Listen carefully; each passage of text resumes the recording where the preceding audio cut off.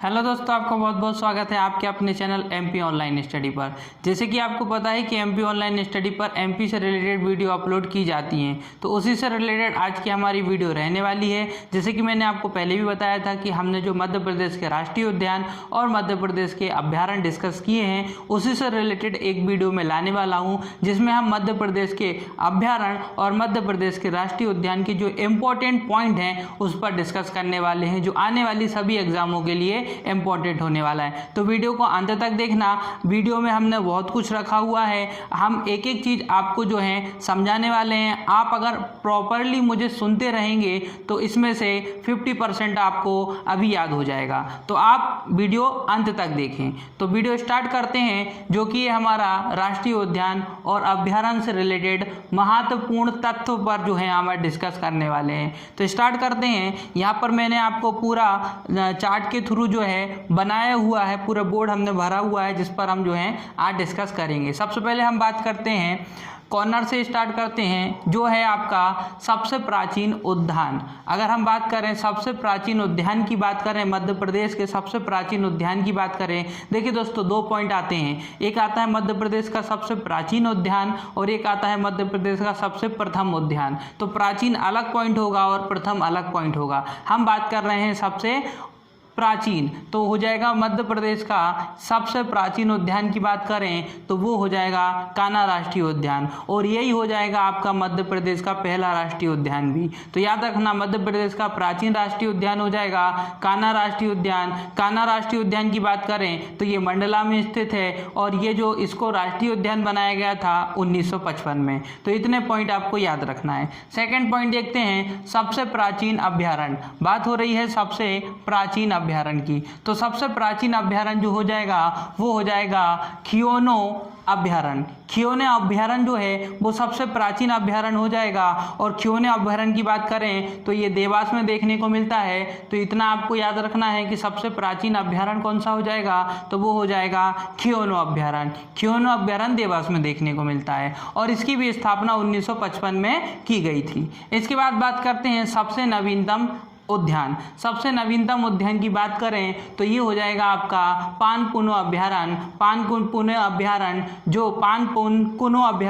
जो कि आपको शिवपुरी में देखने को मिलता है, और जिसकी स्थापना जो है 14 दिसंबर 2018 को की गई थी। 14 दिसंबर 2018 को की गई थी। तो ये पॉइंट भी आपको याद रखना है कि मध्य प्रदेश का नवीनतम उद्यान क्या हो जाएगा, तो वो हो जाएगा पानकुनो अभ्यारण्य, जो आपको शिवपुरी में देखने को मिलता है। फिर बात करते हैं सबसे नवीनतम अभ्यारण्य। सबसे नवीनतम अभ्यारण्य की बात करें तो ये रानी दुर्गावती अभ्यारण्य देखने को मिलता है आपको, और ये देखने को मिलेगा दमोह में। कहाँ देखने को मिलेगा, दमोह में देखने को मिलेगा, जो कि है आपकी रानी दुर्गावती अभ्यारण्य, जो कि मध्य प्रदेश का नवीनतम अभ्यारण्य हो जाएगा। इसकी स्थापना 1997 में की गई थी। 1997 में इसकी जो है स्थापना की गई थी। तो याद रखना 1997 में इसकी स्थापना की गई थी। इसके बाद बात करते हैं सबसे बड़ा राष्ट्रीय उद्यान। सबको पता है कि मध्य प्रदेश का सबसे बड़ा राष्ट्रीय उद्यान कान्हा राष्ट्रीय उद्यान हो जाएगा, जिसकी स्थापना 1955 में की गई थी।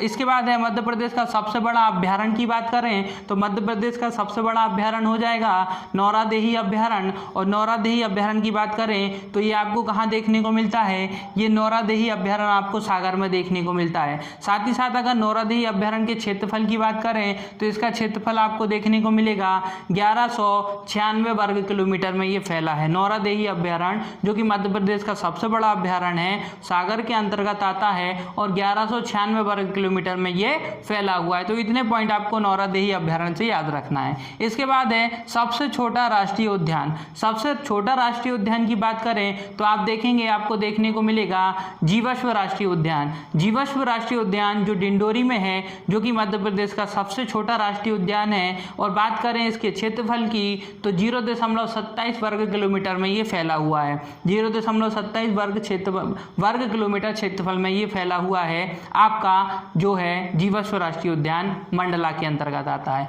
इसके बाद देखेंगे सबसे बड़ा इसके बाद सबसे छोटा अभयारण्य की बात करें, अगर हम सबसे छोटे अभयारण्य की बात करें तो आपको देखने को मिलेगा जो है आपका रालामंडल अभयारण्य, और ये रालामंडल अभयारण्य आपको इंदौर में देखने को मिलेगा। बात करें अगर रालामंडल अभयारण्य की तो इसका क्षेत्रफल जो होगा वो होगा 2.45 वर्ग किलोमीटर। कितना हो जाएगा? 2.45 वर्ग किलोमीटर आपका रालामंडल अभयारण्य हो जाएगा, जो कि मध्य प्रदेश का सबसे छोटा अभयारण्य है और ये इंदौर में स्थित है। इसके बाद बात करते हैं सबसे प्रथम अभयारण्य। अगर हम बात करें मध्य प्रदेश का सबसे प्रथम उद्यान की बात करें तो कान्हा राष्ट्रीय उद्यान हो जाएगा। सबसे पहला उद्यान की बात करें तो भी कान्हा राष्ट्रीय उद्यान हो जाएगा, और सबसे पहला अगर हम अभयारण्य की बात करें तो भी कान्हा राष्ट्रीय उद्यान हो जाएगा। क्योंकि अगर हम देखें तो 1933 में ही कान्हा राष्ट्रीय अभयारण्य की स्थापना की गई थी, और इसको ही जो है 1955 में राष्ट्रीय अभयारण्य घोषित किया गया था। तो पहला अभयारण्य भी कान्हा किसली राष्ट्रीय अभयारण्य हो जाएगा, और पहला राष्ट्रीय उद्यान भी आपका क्या हो जाएगा? कान्हा किसली राष्ट्रीय उद्यान हो जाएगा, जो आपका मंडला के अंतर्गत आता है। तो ये दोनों पॉइंटों में कान्हा किसली राष्ट्रीय उद्यान आपका आंसर हो जाएगा। इसके साथ ही अगर हम बात करें प्रोजेक्ट टाइगर में शामिल किया गया पहला राष्ट्रीय उद्यान, तो वो भी आपका कान्हा किसली राष्ट्रीय उद्यान हो जाएगा। तो तीनों पॉइंट आपको कान्हा किसली राष्ट्रीय उद्यान से याद रखना है। इसके बाद बात करते हैं सर्वाधिक बाघ।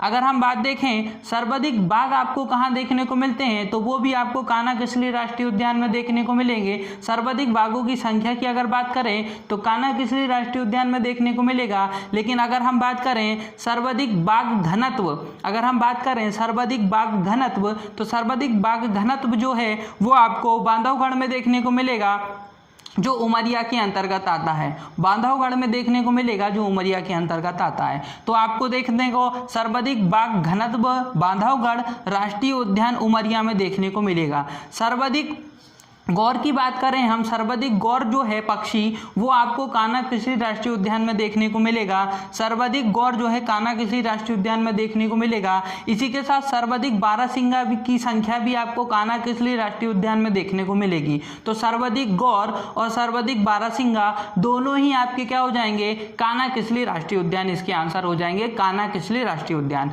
इसके बाद बात करते हैं हम सर्वाधिक मोर जो है वो आपको नरसिंहगढ़ में देखने को मिलेगी, जो कि आपकी राजगढ़ के अंतर्गत आती है। सर्वाधिक मोर की बात करें तो सर्वाधिक मोर जो है वो आपको नरसिंहगढ़ अभयारण्य में देखने को मिलेगा, और नरसिंहगढ़ अभयारण्य जो है वो राजगढ़ के अंतर्गत आता है। इसके बाद बात करते हैं सर्वाधिक खारमोर पक्षी। सर्वाधिक खारमोर पक्षी जो है वो आपको सरदारपुर अभयारण्य में देखने को मिलेंगे, और ये सरदारपुर अभयारण्य आपको धार के अंतर्गत आता है। सरदारपुर अभयारण्य धार के अंतर्गत आता है, जहां सर्वाधिक खारमोर पक्षी देखने को मिलते हैं। और सर्वाधिक नीलगाय की संख्या अगर हम बात करें, सर्वाधिक धुंधराज की अगर हम बात करें तो सैलाना अभयारण्य में देखने को मिलता है, जो रतलाम के अंतर्गत आता है। सर्वाधिक धुंधराज की अगर हम बात करें तो सैलाना अभयारण्य में देखने को मिलता है। बात करें सैलाना अभयारण्य की तो ये जो है वो आपका रतलाम के अंतर्गत आता है। इसके बाद बात करते हैं सर्वाधिक नीलगाय।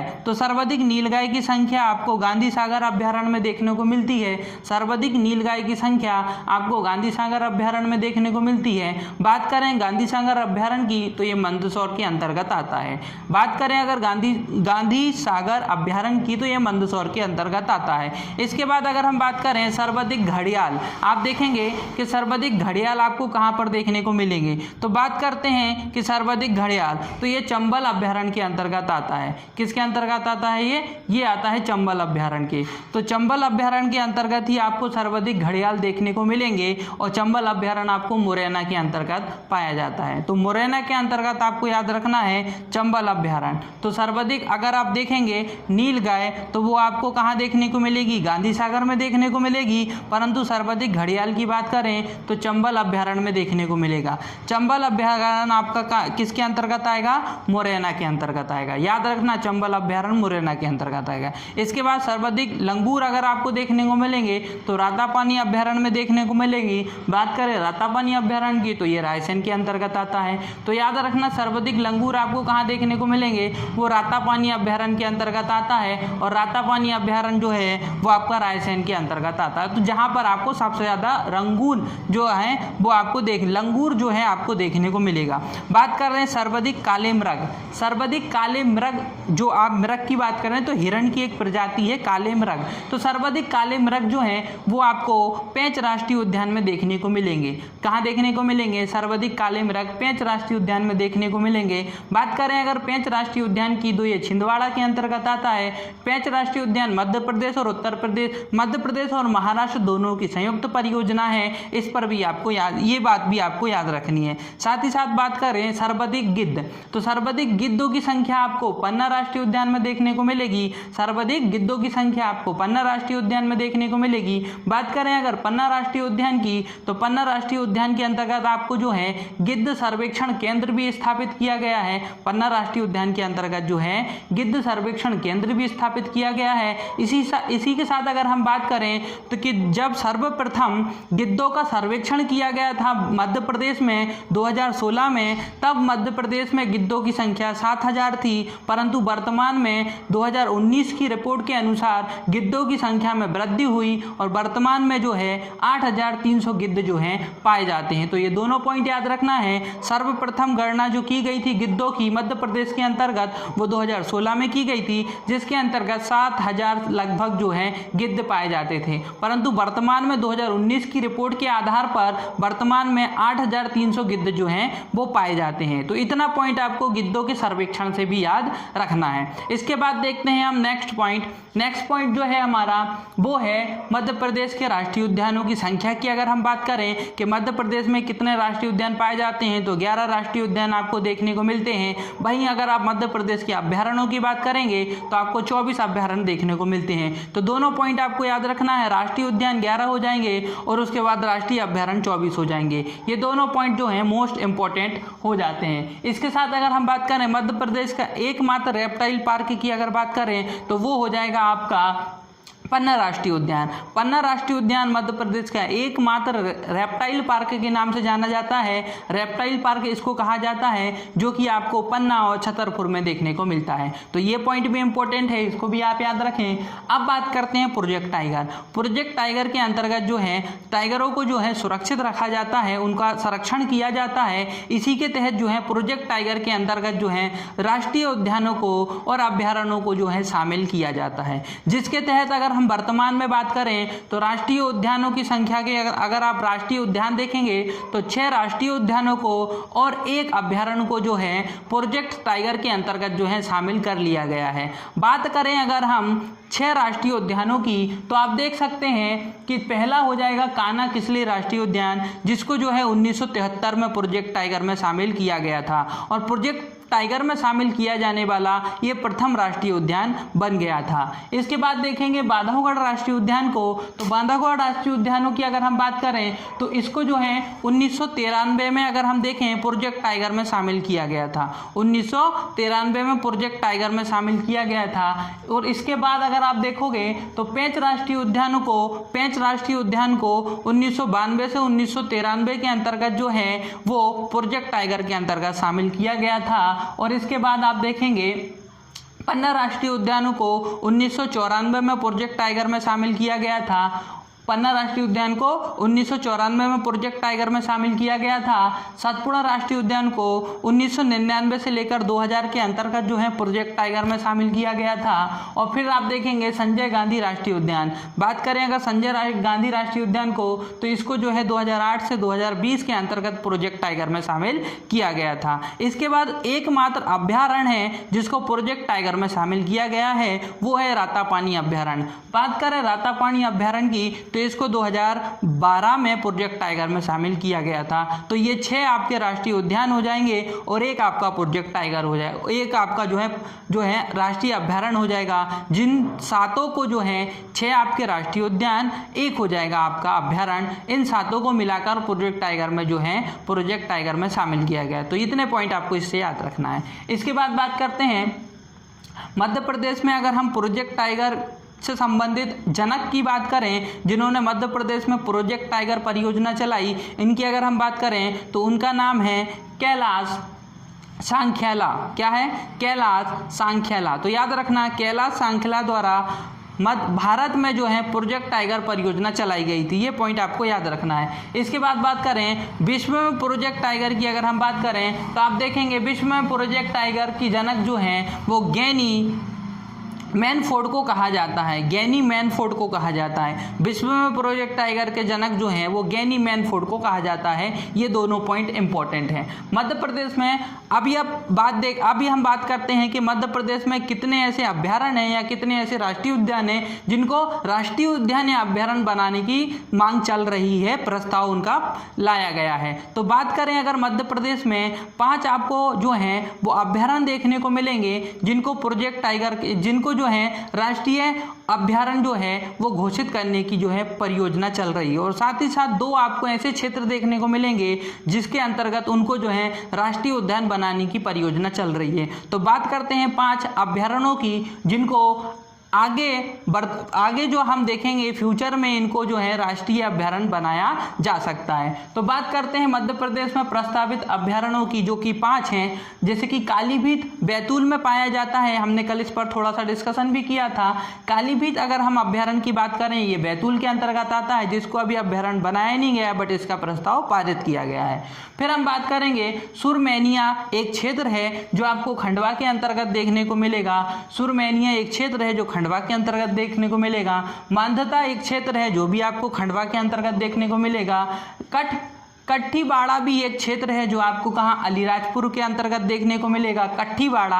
और फिर आ जाता है आपका गौर अभ्यारण्य जो रीवा के अंतर्गत आता है। तो ऐसे 5 क्षेत्र हैं जिनको जो है अभ्यारण्य बनाने की परियोजना चल रही है। साथ ही साथ हम बात करते हैं मध्य प्रदेश में प्रस्तावित राष्ट्रीय उद्यान। अगर हम देखेंगे मध्य प्रदेश में प्रस्तावित राष्ट्रीय उद्यान तो 2 हो जाएंगे आपके राष्ट्रीय उद्यान जिनको प्रस्तावित किया गया है राष्ट्रीय उद्यान बनाने के अंतर्गत, जिसमें 2 एक हो जाएगा आपका पन्ना 2 राष्ट्रीय उद्यान। पन्ना 2 की अगर हम बात करें, ये पन्ना के अंतर्गत आता है, जहां पर आपका पन्ना राष्ट्रीय उद्यान है उसी से रिलेटेड आपका पन्ना 2 है जिसको राष्ट्रीय उद्यान बनाने पर प्रस्ताव पारित किया गया है। बात करते हैं ओमकारेश्वर जो आपको खंडवा में देखने को मिलेगा, इसको भी जो है राष्ट्रीय उद्यान बनाने की जो है प्रोसेस चल रही है। तो ये इतने पॉइंट आपको जो है मध्य प्रदेश से याद रखना है। अब बात करते हैं बाघ रिपोर्ट 2019। बाघ रिपोर्ट 2019 की अगर हम बात करें तो आप सभी को पता है कि मध्य प्रदेश बाघों की संख्या में प्रथम स्थान पर आ चुका है। इसके अंतर्गत अगर देखें कि ये जो रिपोर्ट है इसका जो सर्वेक्षण हुआ था या जनसंख्या, इसकी जब जनसंख्या गणना जो की गई थी वो 2018 के अनुसार थी, रिपोर्ट 2019 में आई थी। तो याद रखना रिपोर्ट 2019 के आधार पर अगर देखें तो मध्य प्रदेश, भारत की अगर हम बात करें तो भारत में 3000 से जो भी ज़्यादा बाघों की संख्या हो चुकी है, जिसमें प्रथम स्थान पर मध्य प्रदेश, दूसरे स्थान पर कर्नाटक और तीसरे स्थान पर उत्तराखंड आ चुका है। मध्य प्रदेश की बात करें तो मध्य प्रदेश में जो है 526 बाघों की संख्या देखने को मिलती है। कर्नाटक की बात करें तो कर्नाटक में जो है वो 524 बाघों की संख्या देखने को मिलती है। और उत्तराखंड की बात करें तो उत्तराखंड में जो है 442 बाघों की संख्या देखने को मिलती है। तो इतना आपको याद रखना है मध्य प्रदेश, कर्नाटक और उत्तराखंड से। मध्य प्रदेश पहले स्थान पर, दूसरे स्थान पर कर्नाटक और तीसरे स्थान पर क्या हो जाएगा आपका, उत्तराखंड हो जाएगा। इसके बाद बात करते हैं कि कुछ ऐसे आपको राष्ट्रीय अभ्यारण्य देखने को मिलेंगे या राष्ट्रीय उद्यान देखने को मिलेंगे जो एक विशेष पक्षी या एक विशेष जीव जंतु के संरक्षण के लिए इनकी स्थापना की जाती है। तो बात करते हैं हम, जैसे कि आपने देखा है घड़ियाल और मगर। घड़ियाल और मगर के संरक्षण के लिए चंबल राष्ट्रीय अभ्यारण्य, सोन नदी अभ्यारण्य और केन नदी अभ्यारण्य की स्थापना की गई थी और ये मुख्य रूप से इसी उद्देश्य के लिए कार्य करते हैं। तो इसमें आपको इतना याद रखना है कि घड़ियाल या मगर के संरक्षण के लिए चंबल घाटी अभ्यारण्य, सोन नदी अभ्यारण्य और केन नदी अभ्यारण्य जो है प्रस्तावित है और इनकी स्थापना इसीलिए की गई थी। अब बात करते हैं सोन चिड़िया के संरक्षण के लिए आप देखोगे घाटी गांव अभ्यारण्य जो आपको ग्वालियर में देखने को मिलेगा, कलेरा अभ्यारण्य जो आपको शिवपुरी में देखने को मिलेगा। ये दोनों ही अभ्यारण्य जो हैं वो आपके सोन चिड़िया के संरक्षण के लिए कार्य करते हैं। इसके बाद बात करते हैं नीलगाय। तो नीलगाय के लिए आपको एक देखने को मिलेगा नौरादेही अभ्यारण्य। नौरादेही अभ्यारण्य जो आपको सागर में देखने को मिलेगा, है ना, तो जो कि आपका मध्य प्रदेश का सबसे बड़ा अभ्यारण्य हो जाएगा। फिर बात करते हैं गांधी सागर अभ्यारण्य जो आपको मंदसौर में देखने को मिलेगा। तो नौरादेही अभ्यारण्य और गांधी सागर अभ्यारण्य ये दोनों ही अभ्यारण्य हो जाएंगे जो नीलगाय के संरक्षण के लिए कार्य करते हैं।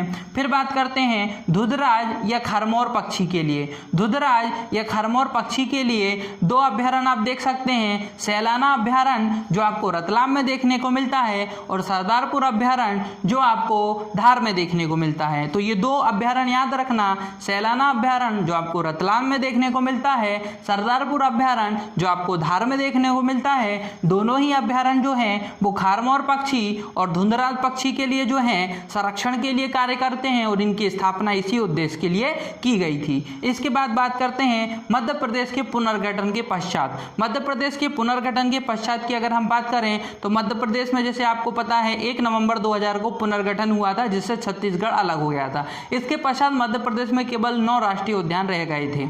अब वर्तमान में अगर हम बात करें तो 11 राष्ट्रीय उद्यान आपको देखने को मिलते हैं, मतलब 2000 के पश्चात 2 नए राष्ट्रीय उद्यान की स्थापना की जा चुकी है। अगर उन 2 राष्ट्रीय उद्यानों की अगर हम बात करें तो आप देखोगे 14 दिसंबर 2018 को जो है पानपुर कुनो अभ्यारण्य की स्थापना की गई थी शिवपुरी के अंतर्गत, और एक जो आपका 2000 में स्थापित किया गया था डायनासोर जीवाश्म राष्ट्रीय उद्यान। डायनासोर जीवाश्म राष्ट्रीय उद्यान की स्थापना 2010 में की गई थी जो आपकी धार के अंतर्गत की गई थी, और एक आपकी 2018 में की गई थी जो हो जाएगा पानपुर कुनो अभ्यारण्य। तो ये 2 अभ्यारण्य जो है 2000 के पश्चात स्थापित किए गए, जिसके पश्चात मध्य प्रदेश में जो है राष्ट्रीय उद्यान की संख्या जो है 9 से बढ़कर 11 हो गई।